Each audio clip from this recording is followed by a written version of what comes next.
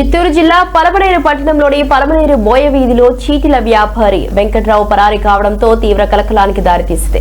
పేద ప్రజల్ని టార్గెట్ చేసి కోట్ల రూపాయల ఎగనామం పెట్టినట్లు బాధితులు ఆరోపిస్తున్నారు. సుమారు 20 సంవత్సరాలుగా చీటిల వ్యాపారం నడుపుతూ వందల మంది వద్ద కోట్లలో రుణాలు చందాలు వసూలు చేసిన వెంకట్రావు ఆకస్మికంగా పరారయ్యాడు. మోసపోయానని గ్రహించిన వృద్ధులు, మహిళలు గుండెలు బాదుకుంటూ కన్నీళ్లు పెట్టుకున్నారు. చిరు వ్యాపారులు, మహిళలు, మధ్యతరగతి కుటుంబాలే లక్ష్యంగా ఈ చీటీల వ్యాపారం సాగిందని ఆరోపణలు వెల్లువెత్తుతున్నాయి. 14 కోట్ల రూపాయలకు ఐపీ దాఖలు చేయబోతున్నట్లు సమాచారం అందడంతో బాధితులు పెద్ద సంఖ్యలో వ్యాపారి ఇంటి వద్దకు చేరుకున్నారు. ఇంటి ముందు ధర్నా చేపట్టి న్యాయం చేయాలని డిమాండ్ చేశారు.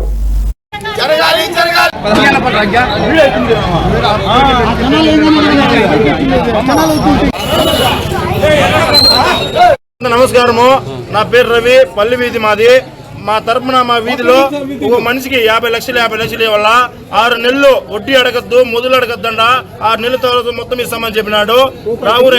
వెంకటరావు రావన్న ఇదే వాళ్ళ ఇల్లు. ఇంటికాడ మేమంతా ధర్నా కూర్చున్నాము. ఐపీకి పెట్టేదని ప్లాన్ చేయనాడు. నెంబర్ వచ్చింది లేదు.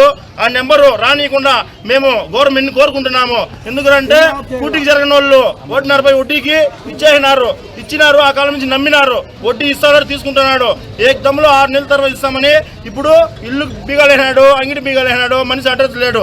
దయచేసి గవర్నమెంట్ కోరుకుంటున్నాము, మాకి మంచి జరగాలని. మాకంటే జనాలు నష్టపోతారు. అంటే నా ఒక్కందవుతే నేను ఏమన్నా చెప్పగలుగుతాను. మా వీధి మొత్తము ఇచ్చినారు డబ్బులు. దాన్ని అమరనని చంద్రబాబు నాయుడిని అందరినీ దయచేసి కోరుకుంటున్నాము. మాకు న్యాయం జరగాల, మాకు న్యాయం చేయాల. ఎందువల్ల అంటే మేము దాంతోనే బతికేది. హైవే భూములు వదిలేసినాము. ఆ డబ్బు ఇచ్చినాం, నమ్మి ఇస్తామని మోసం చేయనాడు. ఇస్తాం రేపు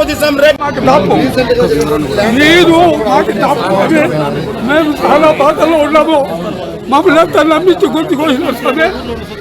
నా తరఫున మా మనమల్ని, మా కూతుర్ని, మా అల్లుల్ని అందరినీ చేసుకుని మమ్మల్ని గుర్తుకొచ్చినారు స్వామి.